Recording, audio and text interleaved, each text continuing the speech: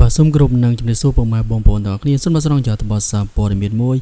រកឃើញហើយបរិម្នាក់ដែលប្រើសម្ដីមិនសមរម្យគំរាមជនបរទេសការពិតជាជនអនាថាសោះ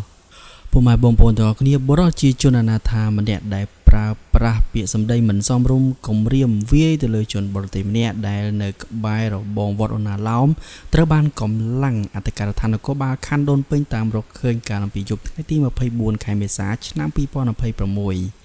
ហើយនាំយកមកសាសួរនាំនឹងសុំទោសជាសាធារណៈចំពោះកំហុសឆ្គងនៅមកលើជនបរទេសនេះបើយោងតាមក្រមការងារព័ត៌មាននិងប្រតិកម្មរហ័សនៃស្នងការដ្ឋាននគរបាលរាជធានីភ្នំពេញសូមបញ្ជាក់ថាក្រោយពីមានការផ្សព្វផ្សាយនៅតាមបណ្ដាញសង្គមមានបុរសម្នាក់បានប្រើប្រាស់សម្ដីមិនសមរម្យនិងគំរាមរកវាយទៅលើជនបរទេសម្នាក់ដែលជាអ្នកទេសចរខណៈដែលជនបរទេសនោះបានថតផ្សាយរូបភាពវីដេអូ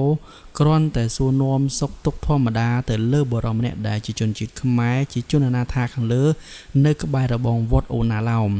ដោយរូបភាពនេះត្រូវបានជនបរទេសនោះយកទៅផ្សាយនៅក្នុងបណ្ដាញសង្គម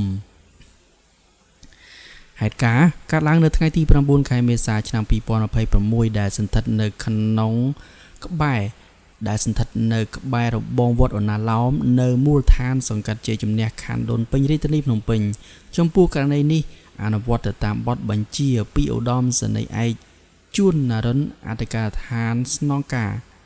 រងនិងជាស្នងការនគរបាលរាជធានីភ្នំពេញ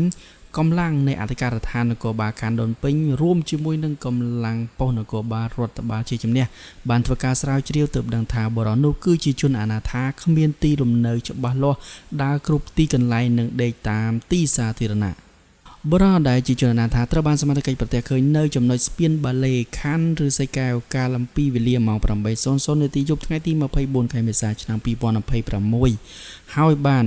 យកមកសួរនាំនៅអធិការដ្ឋាននគរបាលខណ្ឌដូនពេញគួរជម្រាបដែរថាជនបរទេសខាងលើគឺជាអ្នកទេសចរដែលមានឈ្មោះនៅលើបណ្ដាញសង្គម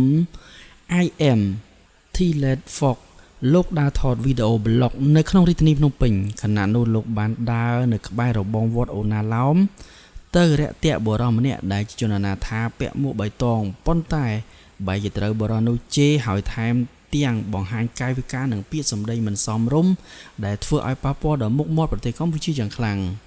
បន្ទាប់អំពីវីដេអូនោះផ្ទុះការចាប់អារម្មណ៍យ៉ាងខ្លាំងកម្លាំងប៉ុស្តិ៍បានធ្វើការឃាត់ខ្លួនជនអនាថារូបនេះយកមកសួរនាំនិងអប់រំចំណែកឯប្រជាពលរដ្ឋខ្មែរនិយមលេងបណ្ដាញសង្គមវិញនាំគ្នាខមមិនសុំទោសជនបរទេសម្នាក់នោះហើយក៏បានបញ្យល់អំពីអត្តចរិតខ្មែរពុំមែនបែបនេះទេសកម្មភាពរបស់ពលរដ្ឋខ្មែរទាំងអស់បានធ្វើឲ្យជនបរទេស Thailand មានការភ្ញាក់ផ្អើលនិងមិននឹកស្មានថាខ្លួនបានទទួលការយកចិត្តទុកដាក់យ៉ាងកក់ក្ដៅបែបនេះពីប្រជាជនខ្មែរនោះទេ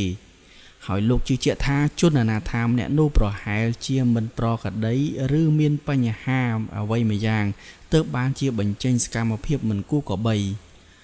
លោកបានបន្តថាប្រជាជនខ្មែរមានស្នាមញញឹមនិងភាពរួសរាយរាក់ទាក់ចំពោះភ្ញៀវបរទេស